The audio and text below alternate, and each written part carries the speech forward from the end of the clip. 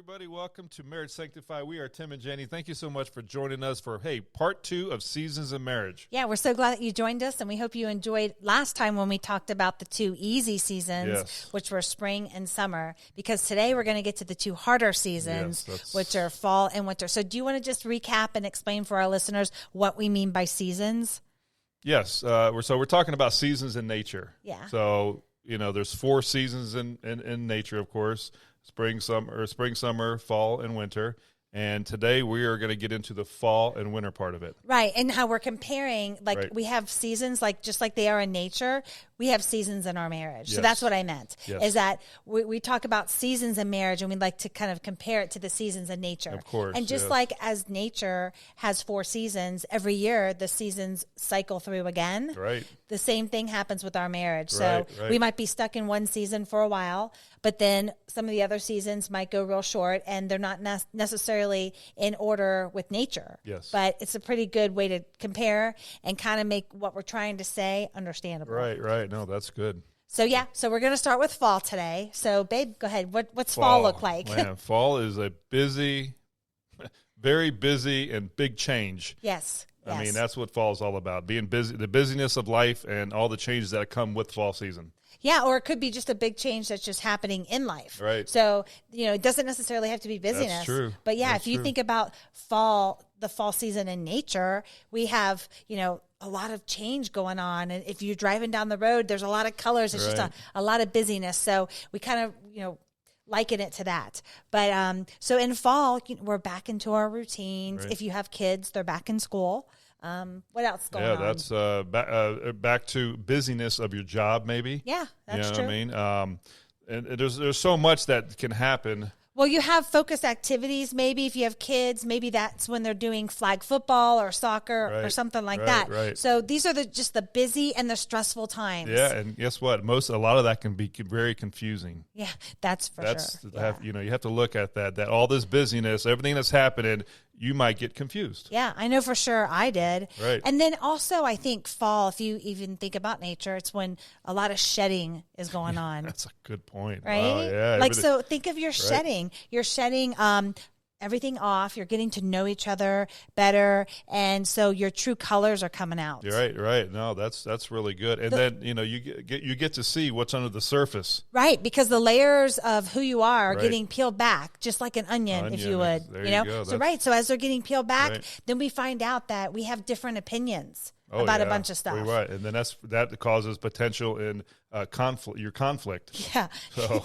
yeah. These differences can lead to conflict if we're not careful. So I think the potential for conflict to increase is higher in these sort of seasons, and we just get to see how we handle at this point conflict and chaos. So I get to see how do you handle under stress? And then I get to see within myself, how am I doing handling stress? Yes. And it's just very eye-opening in marriage, It is. I think. It is. That's why I love how the seasons come together actually with our marriage. So it kind of just goes together. Yeah, it sure does. You get to experience all this in your marriage. Right. So. And then also if you're in this busy season that we would call a fall season, you can end up giving your best to everybody but your spouse and the family. That's really good. You're right. If I can give an example, if I go to work and I get up bright and early and I go and I'm greeting everybody, at the office, hello, and I'm talking to you, and as the day goes on, then by the time I get home, I'm drained, and I walk in and you feel like, what, I've given you leftovers maybe? Yeah, that's a great word, leftovers. I get the leftovers from your whole day of working. Right. You know what I mean? And we want to change that. We don't want that. No. You know what I mean? We want the best of your spouse, not the leftovers of your spouse. Exactly. So, and I think that's a natural thing. You're tired and you're distracted and you're busy. Right, so it's hard to make sure that you're not just giving your spouse or your children your leftovers. I agree. Yeah. I mean, it's always there's so many challenges in this time of season, that this is a part of your life, of your marriage, that you really need to start working on. It's true. When it comes to this particular season of your marriage. Yes. Because like you just said before, things are changing. Okay, so if things change, that means I have to change. Right. You know what I mean? To get ready for whatever God wants to present to us.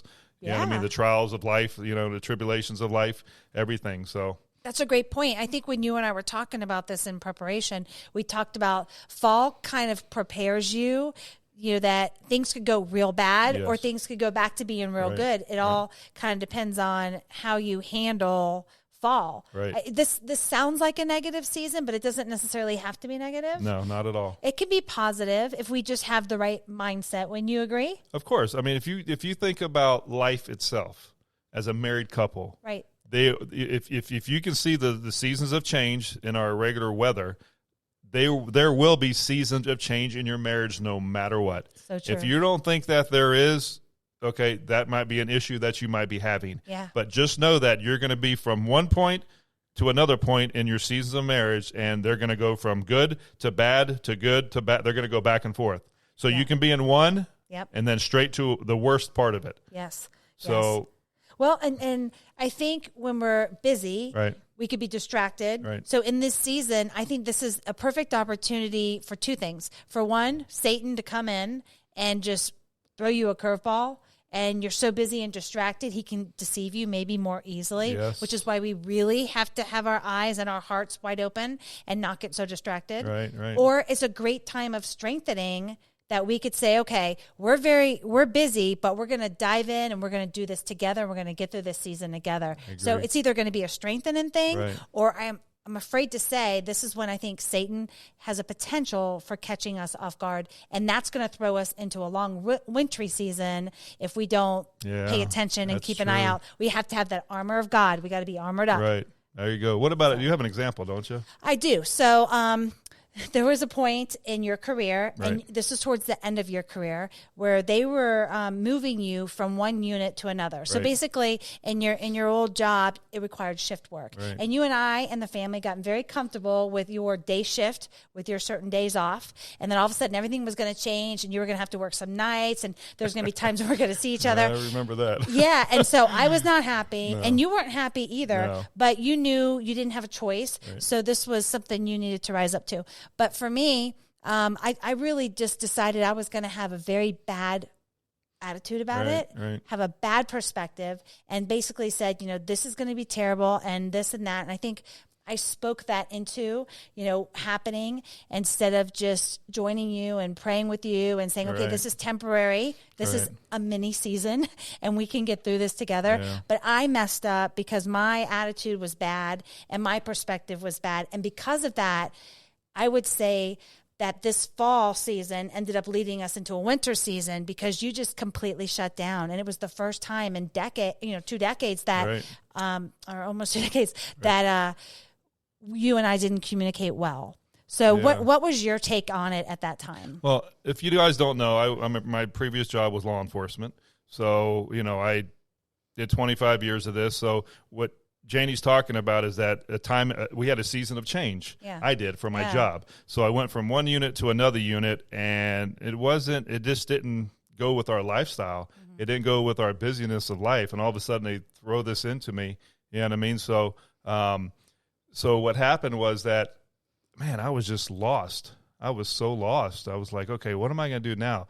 My wife is upset because I'm doing, you know what I mean? That man, I thought the devil was just coming down on me, and you know what I mean? And I didn't really know what to do, how to do that. But this was my career. Yes. So it's like, okay, I got to please my wife. Yeah. I got to make her happy, but yet I have to do my job. Right. So I went to God, and I was like, God, why am I here? Why am I in this particular unit? Because you asked that several times yourself. Yeah. You're like, God, why would you put my husband, meaning you, in this position that was maybe a rookie position. Right. You know what I mean? And I'm like, wait a minute, I'm ready to retire here. And now I'm doing this particular job. Right. What does this mean for us? I did. And I didn't have any understanding to myself.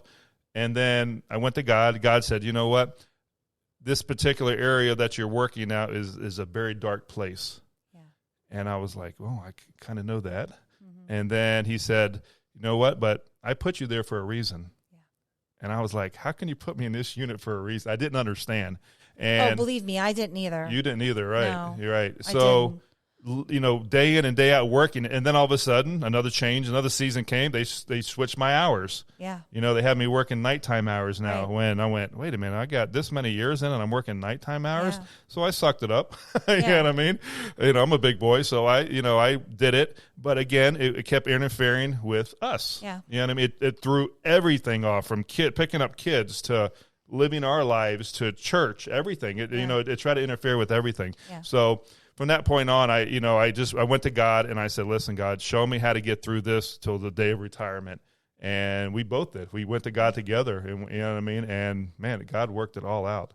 Well, you said that he basically said to you, you're in a dark place, but I sent you to be the light. Right. And so then when you and I talked about that, it made us think of the verse in Matthew about, let your light shine, for glory, for God. Amen. You and I said, well, what does that mean? What are you going to do about that? But then at that moment, the perspective for both of us changed. Then we realized you were there on mission. Yes. It wasn't about you or messing with our lives and all that. This was perhaps a sacrifice God was asking us to make, to have you there on mission. And was I going to support you? Right. Were we going to support each other? Are we going to make it through this testing? And once you looked at it that way, you started doing some stuff at work. Real quick. So I was in charge. It's one of the areas I had to make sure that certain cars ran the right way. And then one day I was sitting in a car and God says, put on some Christian music in that vehicle. And I was like, okay, I always listen to Christian music. Well, he wasn't talking to me. He was talking about the next person that needs to drive this car.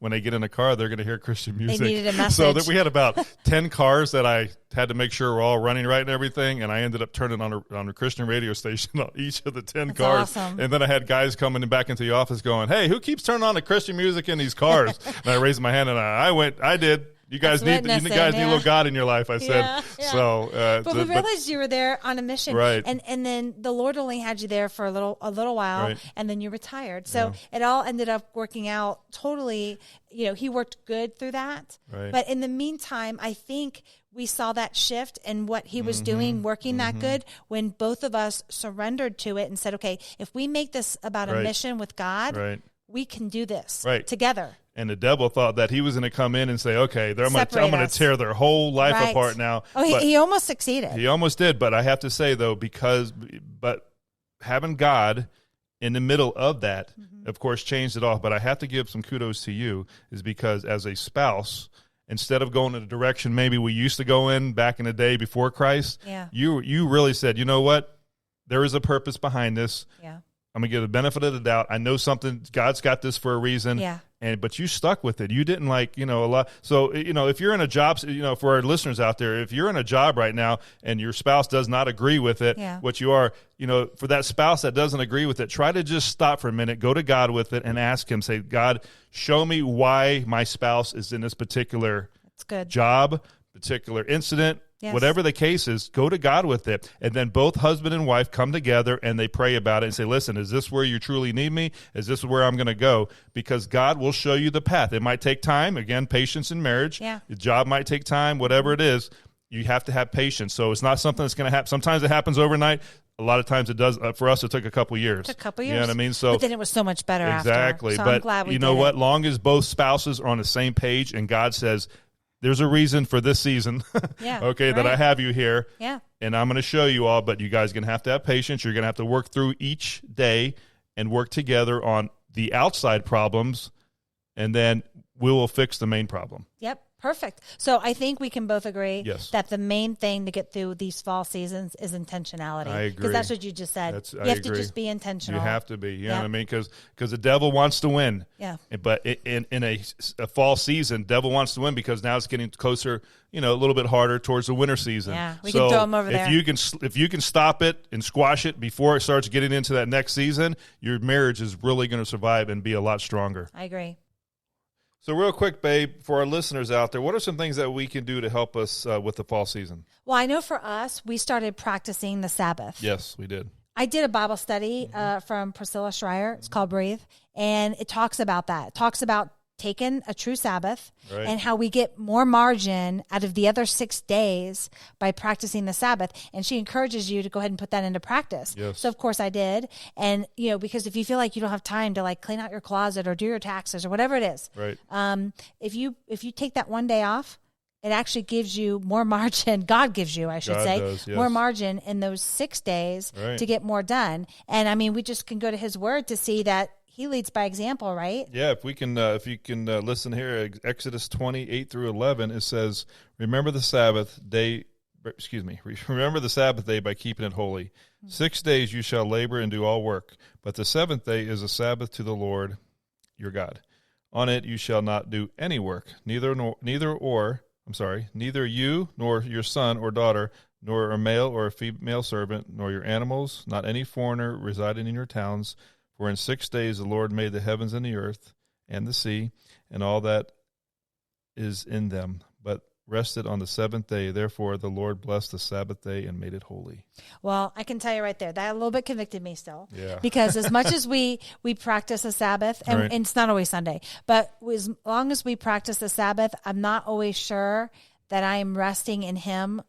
Sometimes, we do kind of projects, I guess. Right. And sometimes we do some stuff. So there's room to grow here. Right. But now that you read that, I think I'm set straight a little bit more on the Sabbath. Well, the big thing, it requires a lot of self-discipline. Yeah, that's the big thing. We get so tied up that we just brush it off, but you have to have self-discipline because it's hard to do. Yes, very true. Yep. So definitely recommend doing that. Yes. The second thing that I can think of that we started doing, or that we, in our fall seasons, is that we basically only had the one day off. Mm-hmm. And so we decided, okay, we only have a little bit of time. Our time was very scarce. Right. So we're going to take that one day that we have off, and instead of devoting it to ourselves, devote it to serving the Lord together. That's what we did. Yes, we did. So I think by when you give him a little, he gives you more back. Right. It seems like it always worked out that you got the days off that I had off or that the kids had off. And I just give credit to God for that. I believe that by giving up our Sundays, that's why we were able to get away with taking all the several mini vacations that we did. Yeah, we did. You're right. We did. We took 2 or 3 days, 4 days sometimes. Yes. And I was like, how did we get this? Well, Yes. God made it happen because we gave back to him. Yes. So if you have a busy schedule Right. and you just need a break and you just need some of that, give it to God. Give your time to God, Right. the little bit of it that you have. Practice that Sabbath, Right. rest in him on those days and truly rest Right. and thank him for what he's doing and what he's already done and what he Amen. will do in your life. I'm- And you're going to get that extra margin. You're going to get that break and you're going to get that refreshment that gives you the energy Right. to start the week Right. all over again. Yeah, I have another Bible verse here which Okay. really kind of explains it, even though it's a different thing, but it's the same scenario. Yeah. This is Mark 12:41-44, and it says, this is about the poor widow. Jesus sat down opposite the place where the offerings were put and watched the crowd putting their money into the temple treasury. Many rich people threw in large amounts, but a poor widow came and put in 2 very small copper coins worth only a few cents. Calling his disciples to him, Jesus said, "Truly I tell you, this poor widow has put more into the treasury than all the others. They all gave out their wealth, but she, out of her poverty, put in everything, all she had to live on." See, I think that's the mentality we took. We had something very little, and we gave it to God. And I think right there it just shows that He's pleased when we do that. Yes, I agree. agree. So one other thing that just popped into my mind that's on my heart to say, because it's something that we see more and more of, Right. With our teaching and the couples that we run into and people that we know and stuff, we see more and more in this day and age, that one spouse, you're married, but one spouse is at home with the kids leading the home, Right. and they may or may not be working. Right. And then the other spouse is traveling away Working. for work. Yeah. And so here's this period of physical separation. Yeah. And so a fall season may look like that. It may look like physical separation. Right. And so one thing that we want to caution is that, God's design for marriage was not that. No, it wasn't. His No. design, and we're not trying to come down on anybody, but Right. it's okay to live separate, but especially if you have children, they need both parents. There's a quality from the mom and the dad that they need. But if you do physically have to be apart, make sure that it's only for a time, Right. that it's temporary, and that you're doing it completely out of necessity and not by choice. Yeah. So you don't want to chase the dollar. You don't want to run away from your family to chase the dollar in the other direction. Wouldn't you agree? I totally agree with you on that. Yeah. I mean, that is one, like you said before, we're seeing more and more of this. Yeah. And it's hard. It's hard out there. One of the devices that I can give to the spouse who is home, if your spouse is traveling, working, I mean, I'm talking months, many months, or even the people who we know. We know plenty of people, regardless of how long they've been married or age, where somebody's gone the whole week and they're only spending 2 days a week together. Right, and so that's where I would say if he's gone that much and gone that long, or she, you need to be with them.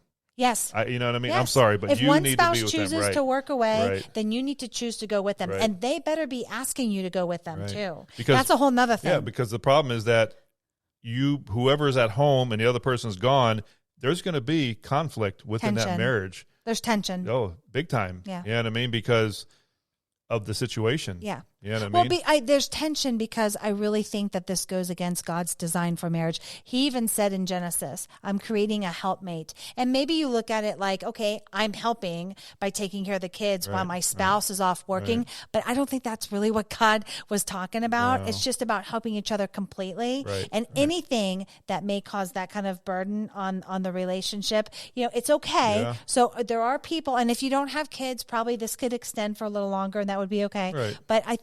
But one thing that you always tell our couples is to do what if you are physically separated? Okay, so this is a big thing. So if you have to be, right, and you have no other choice, which are going to be listeners out there, there is going to be times. We use FaceTime. Right, video chat. Yeah, so I want to make sure that I see my wife on a daily basis. Yes. So if I can't be with her, I'm going to see her face. Yes. And of course, we used to talk throughout the day. Yep. You know what I mean? And so when you can't, you need to tell your spouse, I need to see you at least before you go to bed. Yeah, I can't wait for your face to be the last thing I see. Right. If you're not here next to me to do that, then I want to see you on the phone, look into those beautiful eyes thank you. that you have. I'm sorry. But it's true. And just see that smile just brings me that comfort. And I know that everything's cool. It is. Just staying in constant contact with your spouse. So and there's another thing that we did. Another thing that we do is that we have a shared calendar. Right. So no matter how busy my schedule is, no matter your schedule is, if I don't know where it's going on,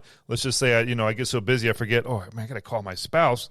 I look at the calendar and go, okay, she's in a meeting right now, so I can't talk to her. Yeah. And I think that's another good way of just sharing, your busy schedules together is to let your others, share together as to what's going on in your life that particular day. Right, and avoid a lot of miscommunication. Avoid the conflict of where you've been. Exactly. That's totally I agree. It, so. I agree. All right, so let's move on. I know this episode's running a little longer, but this is good stuff, right? This is great stuff. Totally hope we all are enjoying this. So yes. We're going to kick off to winter now. Okay, so let's talk about the winter season.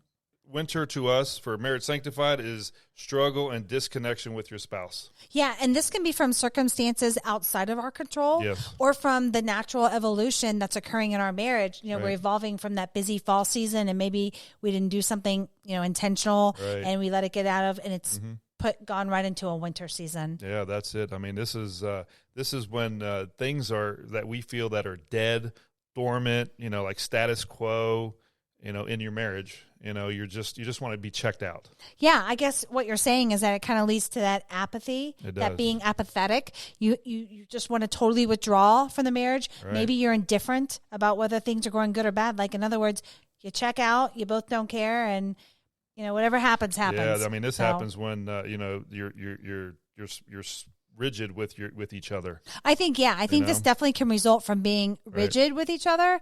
If I'm refusing to see your perspective on something, and you're really let's just say you're really passionate about something, and you're really trying to convey your point of view, and I just have my mind set on refusing to look at your perspective or refusing to even come to an agreement with you on an issue. I'm being rigid. You are, and that stubbornness.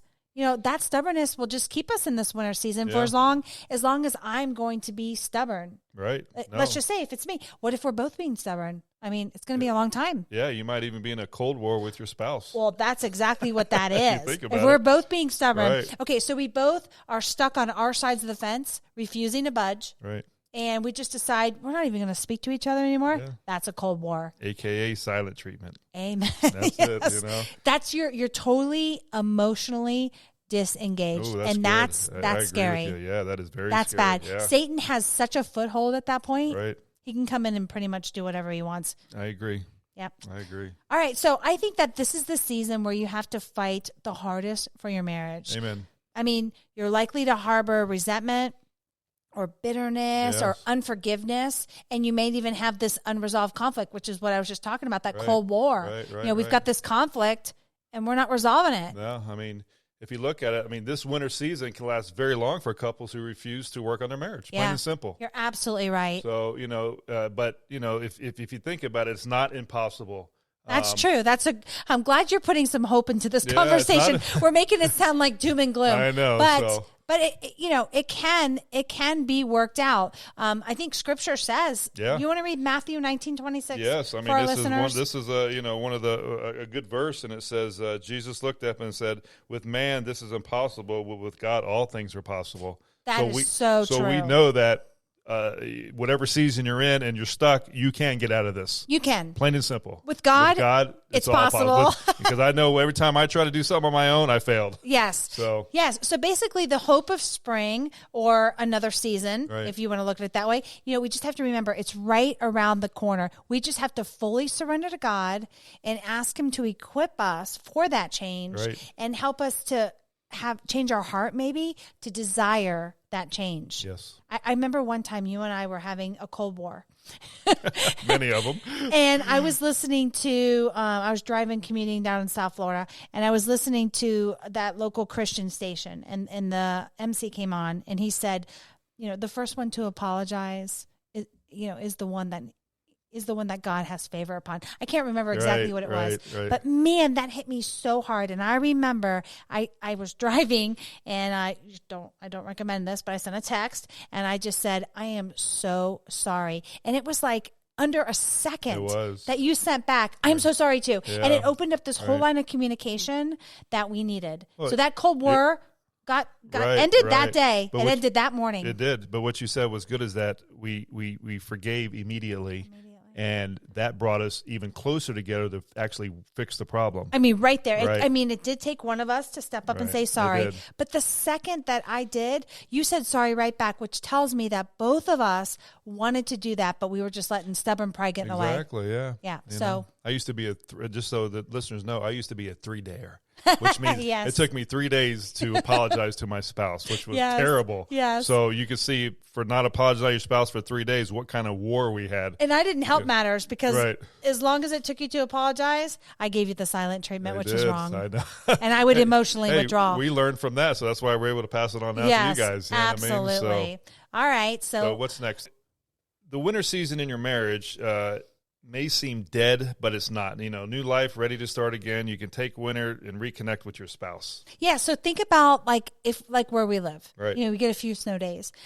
I kind of want to think about it like there's junk from fall in the yard. That's true. All the fall leaves. Yep. That's our junk from the fall season, the busyness. And the snow comes down and it covers it. And one thing you always say when we get a snowstorm is you say, look at the white. It's just like, it just covers everything. It's clean. Yeah. It's all clean. It's like as white as snow. So I kind of think about it like that. The white snow comes down, it covers the junk in the yard. It's that perfect opportunity for me to come in and be inside with you, snuggle on the couch, have the fireplace on, and reconnect with each other. And and so even if you don't live in an area where there's snow, when there's a winter season in your marriage, things are, crazy, and you're having that Cold War, and you're not agreeing on stuff. Right. Ignore everything that's going on outside. Let outside deal with outside, and just go inside and sit on the couch, turn off the TV, get rid of distractions, and reconnect with your spouse. Yeah, I agree. What first thing to do is go to God, pray together. Yes. Yeah, and I mean, we have coached the people that we have coached. One of the biggest number one issue was that praying together. So this is a time where you guys can be alone, reconnect, pray together. Learn to pray together if you don't. There you go. Exactly. Learn, and then ask God to restore your marriage. Yeah, I mean, God brought down the walls of Jericho. If you guys pray together, he's going to bring those walls, those personal walls that each of you hold that are keeping you guys from connecting together. Yeah. Just petition the Lord, grab each other's hand, and pray together. I agree. I sit here and I'm thinking about us. Yeah. What during our winter seasons, we always had mini seasons. We did, yeah. You know what I mean? If you think about it, that lasted much longer than other seasons. Yeah, longer than they even needed to. Right. To be honest. So it's like a season of waiting. Yes. That's a good example. It is. You know what I mean? You can be waiting for a job. You can be waiting for a new house. You can be waiting for a baby. Grandchildren. Yeah, what I mean? So that's where I'm at, but I understand. I can wait a little longer. There you go. But yeah, go ahead. The seasons of waiting. Yeah. When I think of a season of waiting, sometimes what we hear from couples is some couples are plagued by financial issues, let's just say. Right. So they may be waiting. They may have been waiting 10 years for that financial breakthrough. Maybe they've been going to school, or maybe they've been doing something to try to make more money or whatever. I don't know what that looks like, but maybe you're waiting for a financial breakthrough, or maybe you've been plagued like you and I were for a season with health challenges. Yeah. And so we're waiting for a breakthrough. We're waiting for that breakthrough of healing to come for the health challenges. I know for you had 6 knee surgeries and you didn't think that was ever going to go away. I didn't think it was ever going to go away either. Yeah, it's just a part of life. But you had to wait number of years for the Lord to heal your knee. Right. That's true. But once he did, we realized we can look back.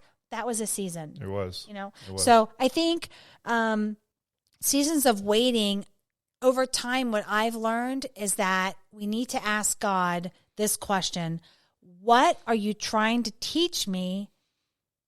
Instead of asking God, why are you making me wait? That's good. Wow. You're right. You know what? Let me read, how about Isaiah 40:31? Perfect, okay. Okay, it says that, but those who hope in the Lord will renew their strength. They will soar on wings like eagles. They will run and not grow weary. They will walk and not be faint. That is so good. Isn't that beautiful? It is. It is. So I think what you're saying is to help get through these seasons of waiting, number one, we have to trust that God is sovereign. Yeah. And our pastor, our local pastor at our church here in Blairsville, Georgia, he talked about this, about the sovereignty of God a couple weeks ago. Right. And that really hit home with this, is that we have to remember who's in control. And not only that he's in control, but that he's working in the background for our good. Right, so, while we're waiting, we think God's silent, but that's just not true. Biblically, if you read the Bible, that's not true. Right. He doesn't forsake us. He doesn't forget about us. Right. He's always working in the background. Exactly, always. Read my favorite Bible verse. It's Romans 8:28. Romans 8:28, which is one of the famous Bible verses, but it's very true. He says, and we know that in all things God works for the good of those who love him, who have been called according to his purpose. Right. So if we know, okay, we trust God, he's sovereign, he's in control, he's working things for our good in the background, we know then we can trust him. Right. So think of the story of Joseph in the Bible. Okay, I think this goes all the way back, I may be wrong, to Genesis, but the story of Joseph, he was in the worst of situations. Here he was betrayed by his brothers. Right. He was sold into slavery. Right. Then he goes to another place and he gets accused of, he gets favor, but then he gets accused of these things that just weren't true. And he had to wait. But you know what was good about Joseph? He trusted the Lord through all of it. Totally. And then the Lord gifted him with the ability to help with dreams and stuff like that. Right. And so God elevated him. Yeah. And then out of that elevation came an opportunity for Joseph, through his trusting of the Lord, to forgive his brothers and provide for them. Exactly. It's an amazing story. If you don't know the story of Joseph, please go back and read it. Yeah, please better read it. And, and coming out of that, the main thing is if we don't trust God, we'll become discontent. Right. So Joseph could have been totally discontent. Right. He had every right, in my opinion, to complain about his situation, but he didn't. Right. So because he wasn't, even though his time did last a while, the Lord redeemed that time. Yeah, I mean, if you put yourself in, if you have discontent, I mean, that's a season that can last a long time. I know for us it did. It did. I mean, there were things that we were discontent about because we got, I think it's important to say that discontent comes from the heart, and it usually comes from misplaced priorities. So I think if we have those misplaced priorities, we can get stuck in that season for a very long time. I totally agree with you. And I think, as I look at discontent, I think that the cure of it is gratitude. Yeah, I agree. I would, that's just the first thing that comes to mind. Be thankful. Yeah. Write out your blessings. Yeah, there you go. Think about this. Right. Okay, if you have a new house, you're happy with the new house, there's no issues with the house or anything like that. But eventually over time, that house is going to need some maintenance. Yes. You're going to have to pay some attention to it, or things are going to fall apart. Right. Think about that in terms of your marriage. If we don't maintain our marriages, if we don't fix those broken areas, if we don't patch those broken spots, eventually it's going to fall apart, and then we're going to have that sense of discontent. And usually once one person in the marriage gets discontent, it spreads. It spreads. I don't know why, but those negative emotions always seem to spread much faster and much deeper and stay longer than good emotions. Yeah. And so our goal is to try to reverse that trend. I agree. Right? Amen. That was great. Yep. I like that. So okay. So what's the last thing we should talk about when it comes to here's something that I learned through our years of being married. And I think the third thing would be grief. Oh, a season of grief. A season of grief. Yeah. We went through that a couple years ago. This was something that really opened my eye when it came to you. Yeah. And one of the main reasons was not really understanding. Yeah. Again, not, one of our episodes, studying your spouse. Well, I guess I didn't study her hard enough because of the fact that this was, your mom passed away. Well, you never had to study me. I lost my dad before I knew you. Right. But I was with you when I lost my mom 2 years ago. Right. And that was, I think, a season of grief is unlike any other season. I agree. You could be in any other season. You could be in spring, summer, fall. It doesn't matter. You could be in a winter season. When grief happens, you automatically get thrust into the season that you're not totally familiar with. And so it's a whole kind of new thing. Right. And I know for me, there were 2 verses I really stuck with that helped me as the person going through the grief. Right. And then after I say these, I think I would want you to maybe tell our listeners what it's like to be the spouse on the other side of that. Yes. But for me, number 1, Psalm 34:18, the Lord is close to the brokenhearted and saves those crushed in spirit. Numerous nights I laid in bed just crying, and I would say to the Lord, I'm crushed. Yeah. My spirit is crushed. Save me, be close to me. Let me know that you're close. Every time I asked him to let me know he was close, I always connected with God. You did. He is so faithful. And I would wake up to you and say, even though this is probably one of the hardest and saddest seasons I've ever experienced, it was also a very supernatural season with the Lord. Yeah. He truly is close to the brokenhearted. I totally agree. I can with attest you. to that. Yeah. And the other verse that I really liked, I think it was in Matthew, if you wouldn't mind looking that up, but it was about I think it was Matthew 11. Releasing your burdens, and he gives you rest, because I had a lot of sleepless nights. Can you read that one? Yeah, Matthew 11, 28 through 30. It says, "Come to me, all you who are weary and burdened, and I will give you rest. Take my yoke upon you and learn from me, for I am gentle and humble in heart, and you will find rest for your souls. For my yoke is easy and my burden is light." That is so true. I didn't know that whole verse. Right. I just knew that in my nights, I could say to him, Lord, I'm giving you my burdens. Please give me rest. Yes. Please just give me rest for my soul inside, my spirit, and give me rest physically. And just let me rest in you. And I had one time, you and I were in a drive-through and in Florida, and I remember just spontaneously crying. And you weren't quite used to that yet, and you were kind of like, oh. Right. And at that same time, I got a text from a coworker's wife that said, "Just grab the hem of Jesus's garment. Wow. Just touch it. Yeah, just touch it. Just envision touching it." And you're going to feel that closeness, and you're going to be okay. You're going to have that comfort. And that sticks with me. Right. That sticks with me today. So I know that was just me. But from your perspective with grief, having a spouse going through that, what was that like? So if I can share with the listeners out there, this was a real eye-opening for me. I have, my parents are still alive. Yes. So I didn't get to, Thank God. I haven't experienced that yet. I love I know one day I will, but I will experience that. But being married to you, then all of a sudden, your dad passed away when you were young, so you already had many, many years of able to grieve, you know what I mean, from the past, and then you're okay. And then all of a sudden, a couple of years ago, your mom passes away during the spring season. We were busy with our lives. About to move to Georgia. We're getting ready. We were excited she was going to move with us. Right. Yeah. So we started the process, and then all of a sudden she passes away. Yeah. So as a spouse, I'm going to say right now, the husband, because this is the truth. This is the truth here. I didn't know how to react to not react to the death, react to your response to your mom passing away. Deal with it. The grief part of it. I have, like I said, I have my, my grandma, my grandpa, but they weren't real, they weren't the closeness like your mom and dad. So I didn't know how to do that. So if I can help anybody out here, to any listeners, as far as how to deal with somebody who's grieving, especially your spouse, this was a hard situation for me because of the fact that I just was dumb. I really was. I have to say I was dumb because I didn't know how to comfort you.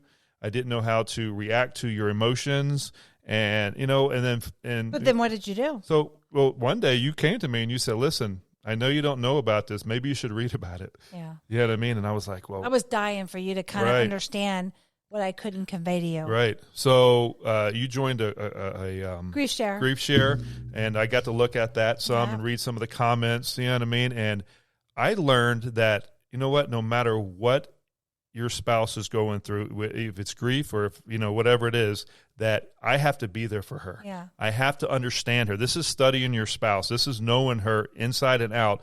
How am I going to make her not just happy? How am I going to comfort her? Meet the needs. Right. Through this tough time. Yeah. And, man, I tell you what, it opened my eyes just reading these grief shares and reading these stories about spouses not being there for them, you know what I mean? And, man, I tell you what, God just showed me, you need to be there. You need to love her. You need to be there through the worst of the worst. I can tell you that meant a lot to me because on the grief share site, there's people who have lost their mom 5, 6, 7 years ago. Right. And they're still unable to function, can't work. Right. They're taking all kinds of medicine. And I was convinced that was not going to be me.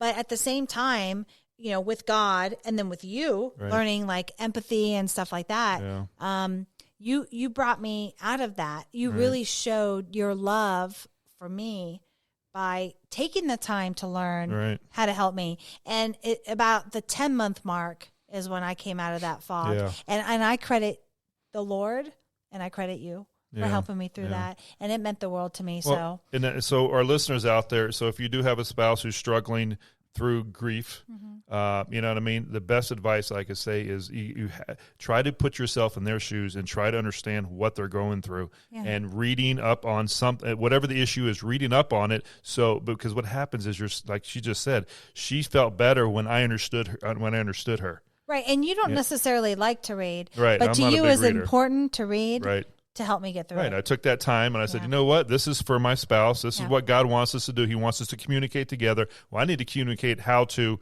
help my wife get through this process of the grief.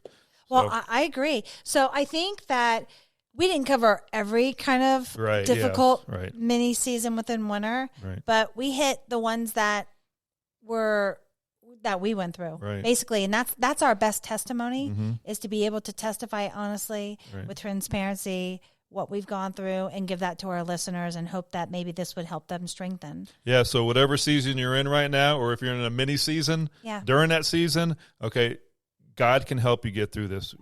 God can do everything, as he says in his word. So for our listeners out there, just try to understand your spouse. Try to figure out what makes them tick in a sense of how can I help them get through this season that they're in right now, or that mini season that they're in right now. What is my job as a spouse to help them get through that? Yeah, and also communicate to your spouse what you need to help you get through these seasons too. Yes. Because like that one season you had with that change of job division, you needed understanding from me that I didn't really do such a good job at giving you. So sometimes, but you didn't communicate that necessarily. That was my fault. And I'm not saying, I'm not pointing fingers, but the point is that we have to be open and we have to say, okay, what can I do for my spouse? And can I also just be so direct and comfortable with going to my spouse saying what I need from them too. Amen. Yep.